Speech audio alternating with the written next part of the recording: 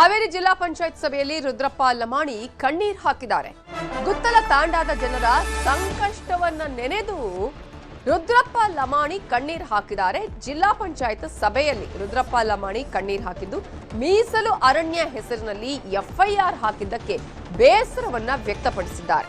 ಗುತ್ತಲ ತಾಂಡ, ಕರೂರು ಸೇರಿ 22 ಗ್ರಾಮಗಳ ಜನ 3 ದಶಕಗಳಿಂದ ಮೀಸಲು ಅರಣ್ಯ ಪ್ರದೇಶದಲ್ಲಿ ವಾಸವಿದ್ದಾರೆ.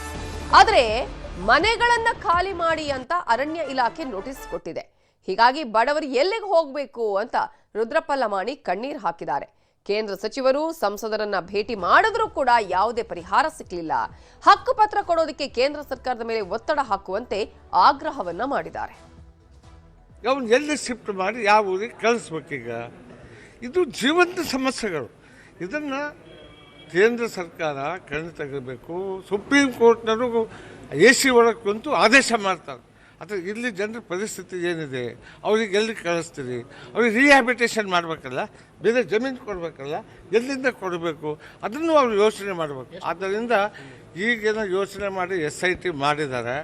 ಅದಕ್ಕೆ ಪರ್ಯಾಯ ಜಮೀನು ಕೊಡ್ರಿ ಅಂತಾರೆ. ಎಲ್ಲಿಂದ ತರಬೇಕು ಪರ್ಯಾಯ ಜಮೀನು? ವಾಸವಾಗಿ ಇದ್ಕೊಂಡಿದ್ದನಿಗೆ ಪಾಪ ವಾಸವಾಗಲಿಲ್ಲ ಹಕ್ಕು, ಜೀವಿಸುವ ಹಕ್ಕು ಎಲ್ಲರಿಗೂ ಇದೆ. ಮತ್ತು ಅವ್ರಿಗೆ ಜೀವನ ಮಾಡೋಕ್ಕೆ ಬಿಡೋದಿಲ್ಲ. FIR ಮಾಡ್ತೀರಿ, ಜೈಲಿಗೆ ಹಾಕ್ತೀರಿ ಅಂದರೆ ಮತ್ತು ಈ ದೇಶದ ಪ್ರಜಾಪ್ರಭುತ್ವ ವ್ಯವಸ್ಥೆಗೆ ಗತಿ ಏನು? ಇದು ಯಾಕೆ ಪ್ರಜಾಪ್ರಭುತ್ವ ಆಗಿರಬೇಕು ಅಂತ ನನ್ನ ವಾದ. ಅದರಿಂದ ನನಗೇನೋ ಒಂದು ಸ್ವಲ್ಪ ಇದು ನೋವಾಗಿದೆ. ಬಹಳ ವರ್ಷಗಳಿಂದ ಇದಕ್ಕೊಂದು ಪರ್ಯಾಯ ವ್ಯವಸ್ಥೆ ಆಗ್ತಾ ಇಲ್ಲ. ಕೇಂದ್ರ ಸರ್ಕಾರ ಕಣ್ ತೆಗಿತಾ ಇಲ್ಲ. ಇಲ್ಲಿ ಹೋದಂಥ MP ಗಳು ಕೇಳ್ತಾ ಇಲ್ಲ. ನಾ ಎಲ್ಲ MP ಗಳಿಗೂ ಭೇಟಿಯಾಗಿ ಪರ್ಸ್ನಲಿ CM ಅವ್ರಿಗೆ ಪತ್ರ ಬರೆದು ಸಾಕಷ್ಟು ಪ್ರಯತ್ನವೂ ಮಾಡಿದ್ದಾರೆ. ಅಷ್ಟು ಮಾಡಿದಾಗೂ ನಿನ್ನೆ ನನ್ನ ಎದುರಿಗೆ ಯಾರ ಪ್ರಕರಣಗಳು ನನ್ನ ವ್ಯಾಪ್ತಿಯಲ್ಲಿ ನನ್ನ ಕ್ಷೇತ್ರದಲ್ಲಿ ನಡೆದಿದ್ದಾವೆ. ನನಗೆ